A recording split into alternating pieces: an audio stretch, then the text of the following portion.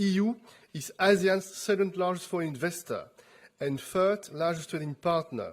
Together, we represent over 1 billion people in 37 countries.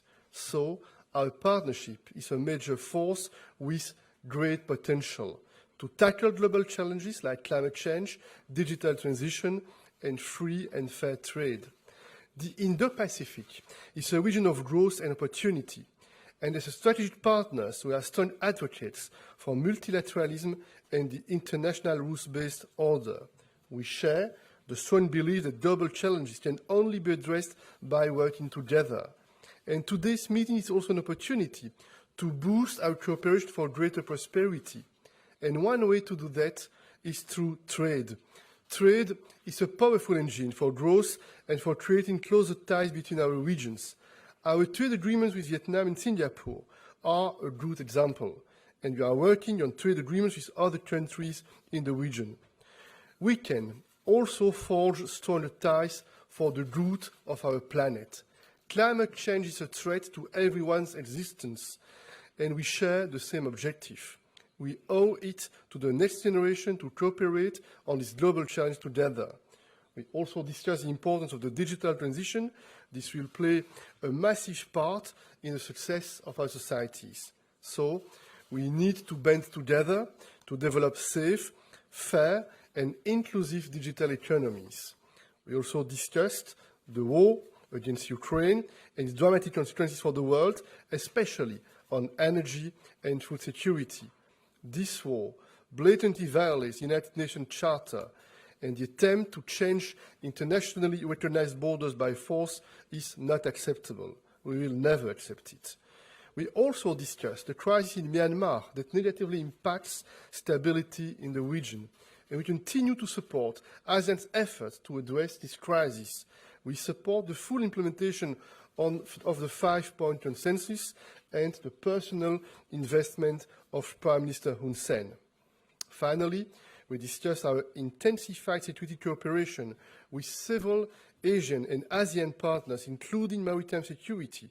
Maritime security is vital for the world, is vital also for Europe, due to the importance of trade routes and their protection. It's in our mutual interest to bolster our cooperation in this area. This has been a memorable day. ASEAN can count on the EU to be a steadfast partner. Together, we'll make this partnership even stronger. I thank you. Thank you, President. May I now invite the Prime Minister of Cambodia to take the floor, please.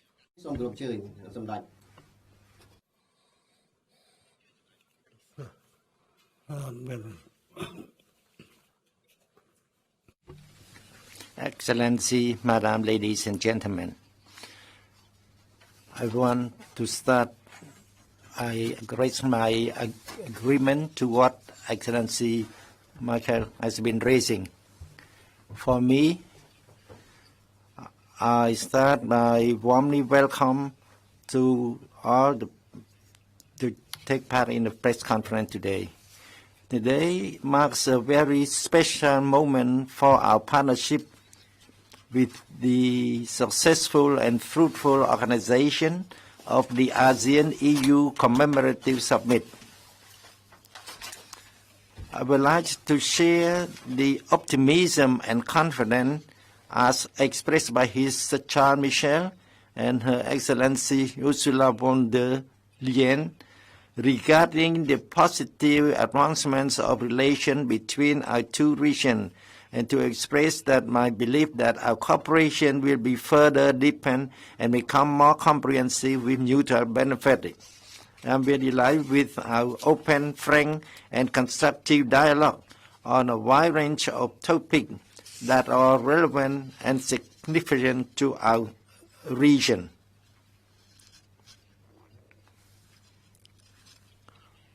What makes our partnership even more important is the development of worrisome and fragile situation as the world is facing the biggest trial unseen before. For instance, geopolitical rivalry between superpowers have shaken international order and threatened stability, peace, and prosperity amid the escalation of armed conflict and war facing our two regions. On the war in Ukraine, we reaffirm our firm position on the respect for sovereignty, territorial integrity, and political independence, and we object the annexation and the threat or use of force against a sovereign state. We underline the importance of immediate cessation of hostilities and the enabling of a conducive environment for a peaceful settlement of dispute in order to pave the way for rapid, safe, and unhindered access to humanitarian assistance for victims who are most in need.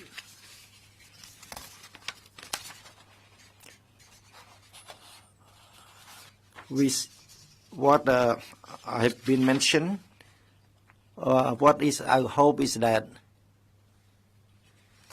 our two regions has been connected, even geographically far away, but we are connected, become a strategic partnership. And what is the main goal that we can find in our meeting is the free trade agreement between ASEAN and EU, the two regions. That work has need to be done as quick as possible. Thank you for your attention. Thank you, Prime Minister. Madam President, can I invite you? Yes, thank you very much, dear Prime Minister Hun Sen, dear President Marcos, dear Charles, ladies and gentlemen. We had an excellent summit today with our ASEAN partners. Quite a special summit too, indeed, because it marks 45 years of relations between us, and it's a perfect occasion just to open a new chapter in our partnership. We are what you just said and called strategic partners. We stand behind this term. What stands behind this term is the reality of two regions that have so much in common, despite being a world apart. We are the two most successful regional integration projects in the world.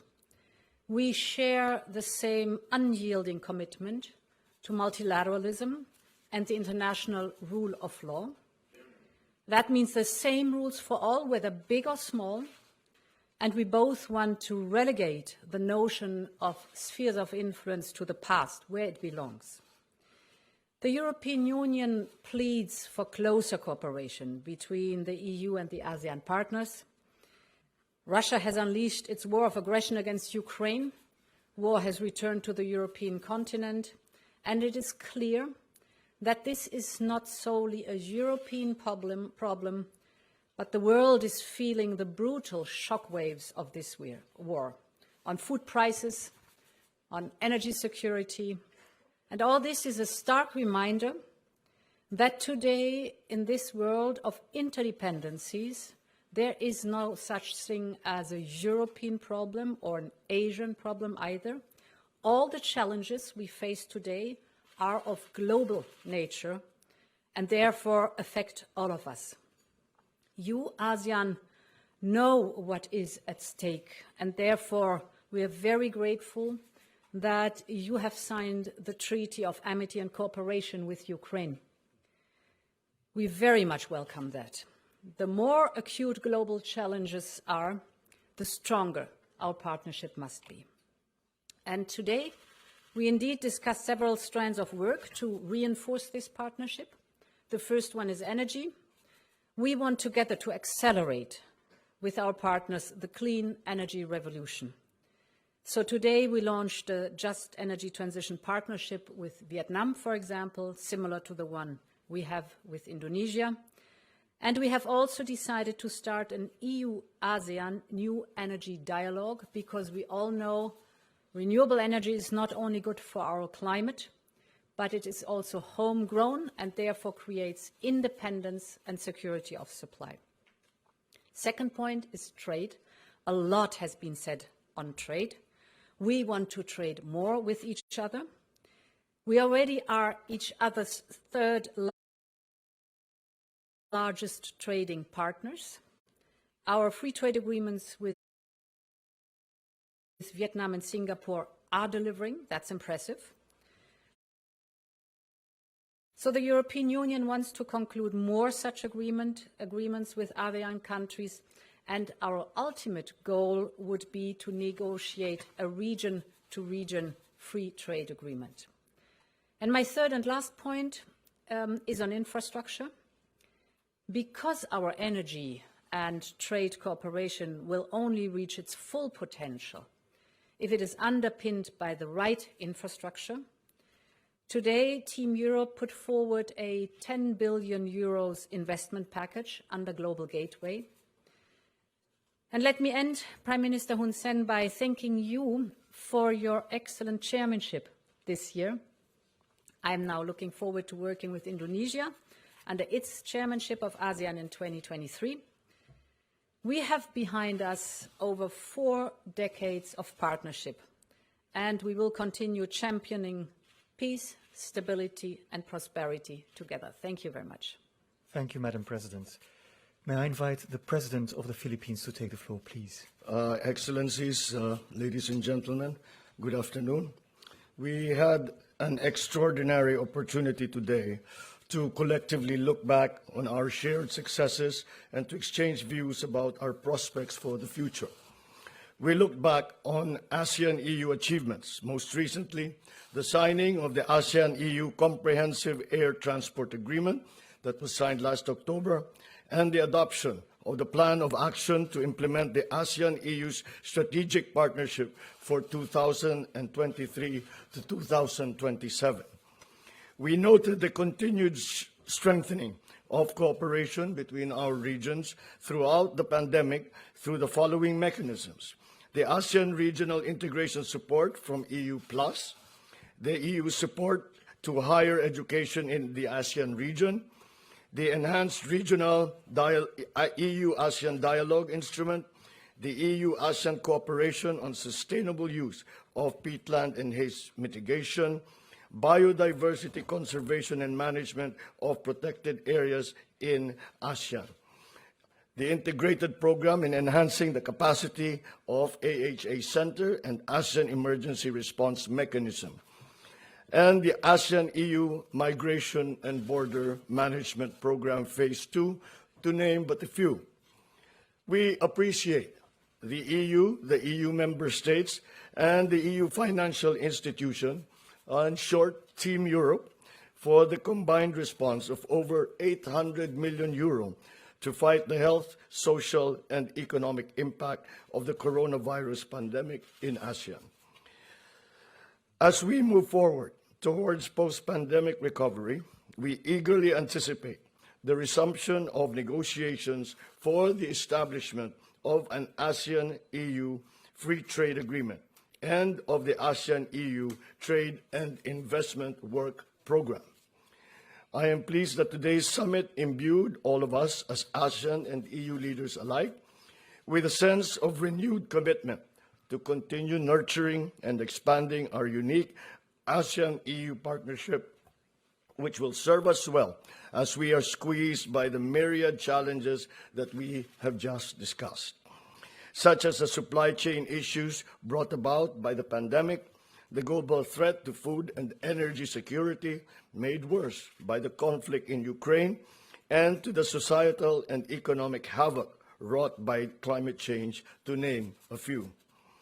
I am particularly pleased that this landmark ASEAN-EU Commemorative Summit was shepherded to conclusion during the Philippines coordinatorship for ASEAN-EU dialogue relations, and that the adopted ASEAN-EU Joint Leaders Statement is reflective of the broad nature of our relations and shows clear commitments from both sides to further enhance our relations. We hope to achieve more milestones as the Philippines continues to guide the ASEAN-EU dialogue relations until 2024. I assure my fellow ASEAN member states and all European Union member states that the Philippines will continue to expend all efforts available to ensure that the implementation of the plan of action to implement the ASEAN-EU Strategic Partnership for 2023 to 2027 proceeds as intended. We will strive to expand and deepen our cooperation in the priority areas of post-pandemic economic recovery, strengthening public health institutions, maritime security and cooperation, environmental protection and sustainable economic development, combating, of course, climate change, and connectivity, with its new definition, which goes beyond the strict definition of digital connectivity, but connectivity in all manners, by air, by land, by sea, by digital means. We also will work for the digital transition and the lessening of the so-called digital divide, migration, and gender justice.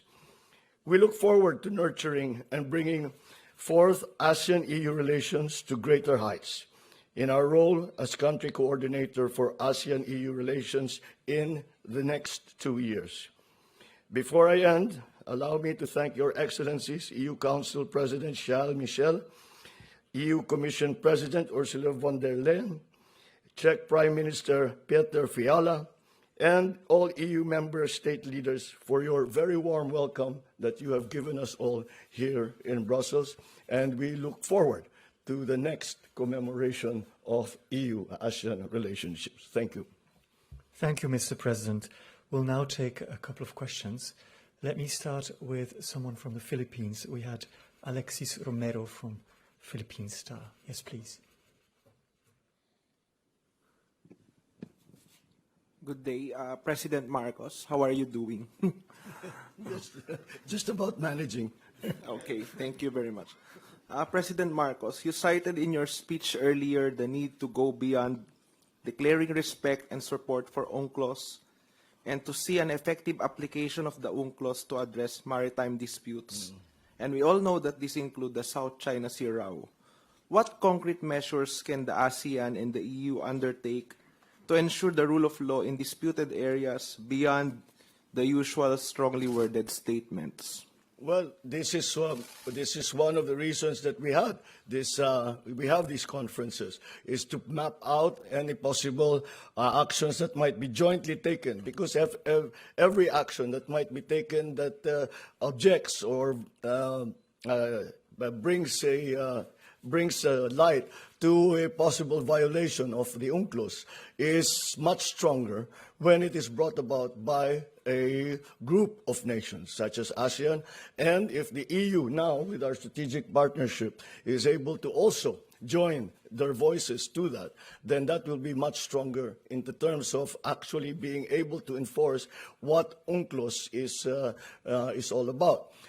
Their commitment, by the EU's commitment, which is found in the joint declaration, the EU's commitment to even the doctrine of the DOC, the doctrine of behaviors in the South China Sea, is already a very, very big step for us in the Philippines, for example, and for all the countries around the South China Sea. That we now have the support, a strategic support from not only the member countries of EU, but of EU itself. Now, because EU and ASEAN together comprise the largest, most well-organized regional agrupations, then that will be a very, very strong position to be able to negotiate, even individually for the Philippines or jointly with ASEAN or even with the EU as perhaps as a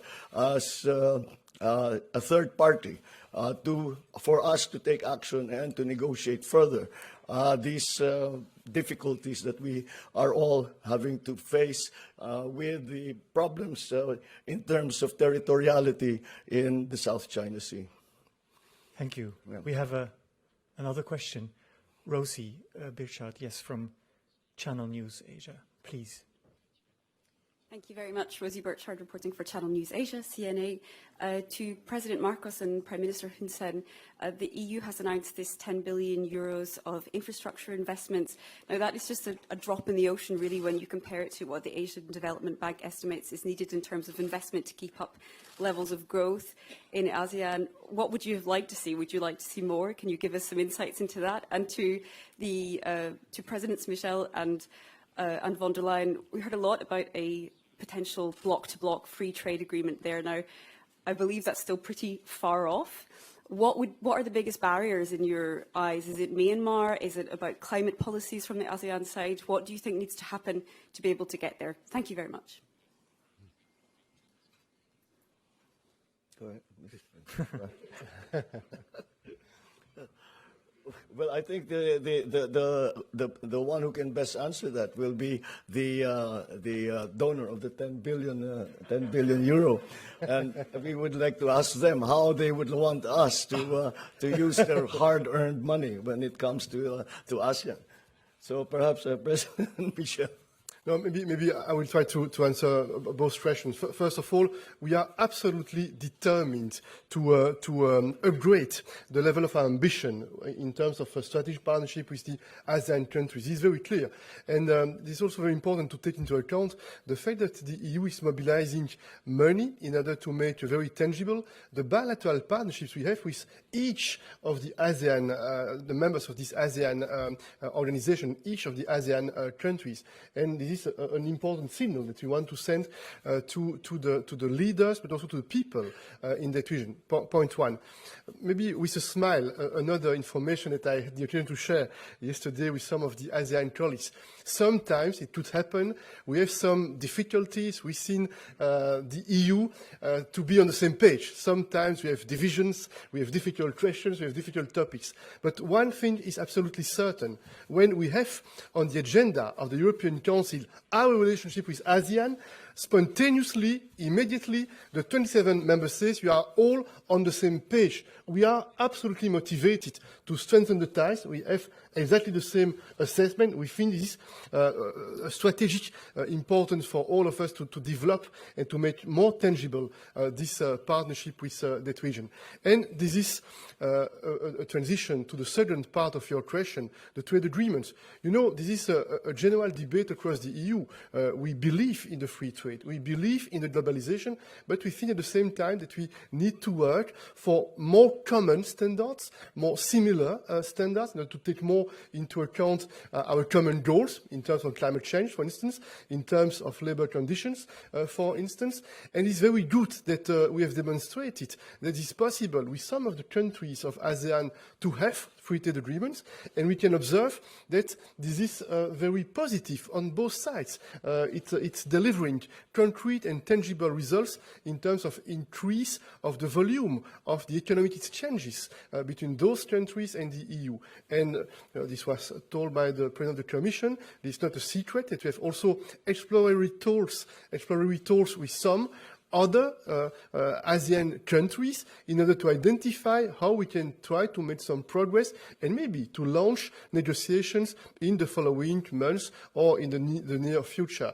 And there is another dream we have. We have the dream to make possible, sooner or later, EU-ASEAN free trade agreement. But of course, to make it happen, it's also important that within the ASEAN, steps are made in terms of economic integration. It's not exactly the same situation in each of those countries, and it's probably also an encouragement with respect for the ASEAN countries to observe some progress in terms of economic integration. You can see that we are really motivated. We are very proud because this statement today is a very strong message. This is a strong impetus for the future. There are concrete projects on the table, and we are very optimistic and confident that on a regular basis we'll have the occasion to meet at the leaders level in order to assess what we did and what we need to do in order to make sure that we are implementing what we have decided. If I might just add something, it is remarkable actually to see during our meetings how, despite the marked differences between EU member states and ASEAN member states, that it is remarkable that we identify the same priorities as EU together as ASEAN does, as the EU seems to also have the same priorities. And those are in the areas that we spoke about: environmental protection, sustainable economic development, combating climate change, connectivity, cybersecurity, digital transition, migration, gender justice. So it is, as I said, it is just an indication and a manifestation of how global we have actually become. And although we come from very different places, from very different conditions, we have a very similar view, very similar worldview of the challenges that we all face. Perhaps you want to say first? Yeah, go ahead. I would like to add, please put on the earphone. I would like to add the response from Charles, Michel, and Excellency Marcos. Our point is that ASEAN not just to wait, not always waiting for the help from EU, but we need to see the complementarily the economy of the two regions.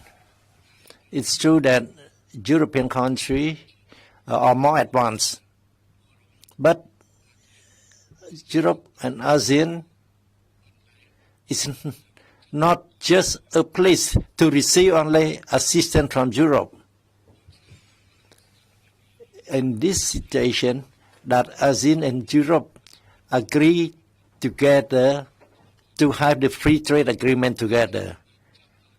We don't want our people to remain poor and then remain preferential treatment from EU. We would like to want free trade agreement between the two blocks. What you mentioned, whether there is any obstacle with the problem of Myanmar, we should not put politics to hinder the free trade agreement. At the opening speech, the speech of President of Indonesia mentioned already, the partnership needs to be equal. Cannot use the law from one side to apply on the other. We need that the two parties need to be equal to implement the quickest possible, not just to base on the situation of Myanmar and any country and then allow it to disturb our efforts with the establishment of the free trade agreement between the two blocs. In reality, for human rights, in relation to this and that issue, I would like also to add whether EU sign agreement with how many countries in ASEAN and about human rights over there. Not everything are the same, but we have common point. Target the goal to be connected between the two regions, the economy that is complement to each other. That the point that remind ASEAN to try to stand up to be partner with equal with EU. Thank you. Madam President. Yeah, indeed, you are right. Global Gateway is a much bigger program, 300 billion for investment worldwide. And there are different regions with different needs. The advantage with ASEAN is that we are meeting a highly developed economy. And therefore, the investment is not only the crucial point, but as this is public investment. For us, it's important to have these infrastructure projects. And by infrastructure, I'm not only speaking about old-fashioned infrastructure terminology, but in the sense that President Marcos was describing. And what we need there is the incentive of the public sector as joint actions where it is needed, a conducive environment, for example, regulatory environment, the private sector, and the exchange of technology. And this is growing on 3 partnerships that we are developing together: the ASEAN-EU Green Transition Partnership, the ASEAN-EU Connectivity Partnership that starts this year, and the ASEAN-EU Energy Dialogue.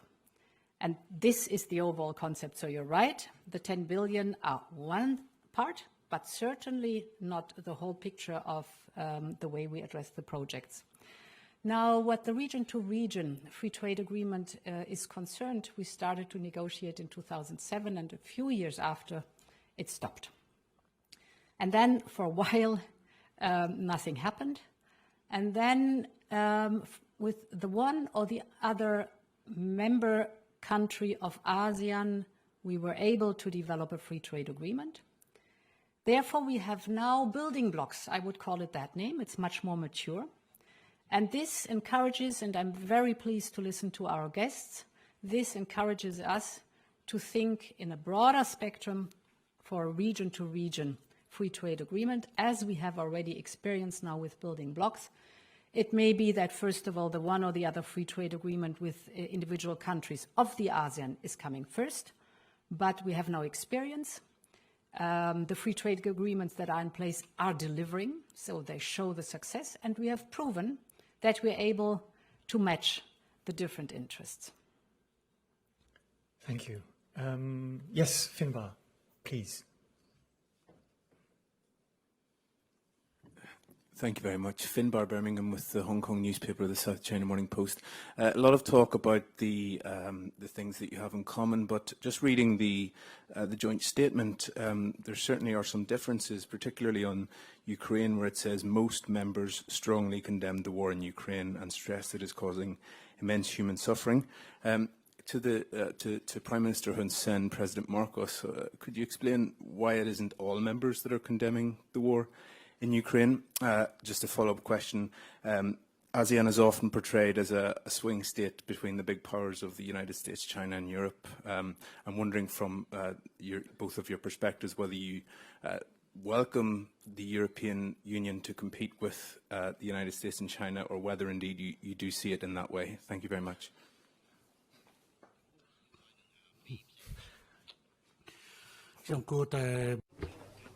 I should underline a bit on this point. It's true that in ASEAN, all countries do not have the same position. The decision at the UN, some countries vote to support, some vote abstention. For Cambodia, we vote support the UN Security Council resolution condemning the invasion, the annexation of land. And as ASEAN chair, we also coordinate to issue the statement on the dialogue or ceasefire between Russia and Ukraine.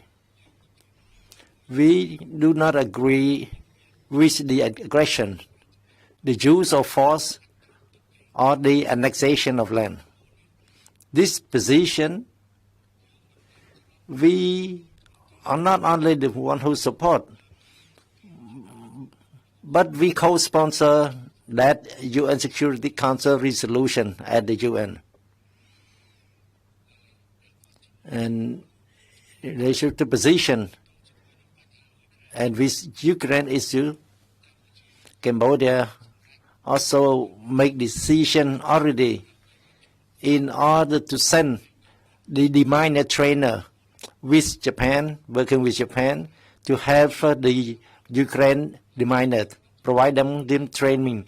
And we also accept 15 Ukraine in January to come and then we train in destroying mine and in the humanitarian assistance. And we send our forces not to fight against Russia and Ukraine.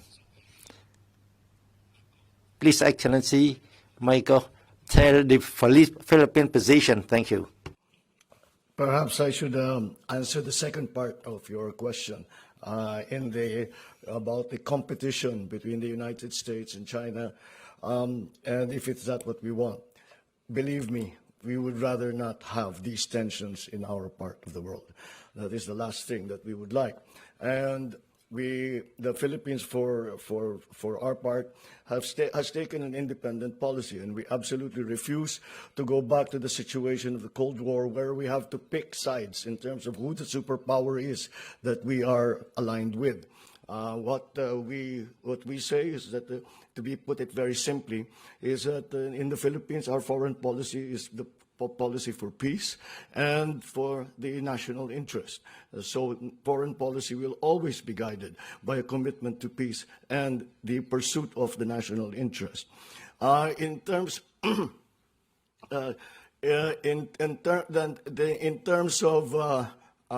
that competition, as I said, we have to find, I think all of us, member states, especially in ASEAN, have to find our own way.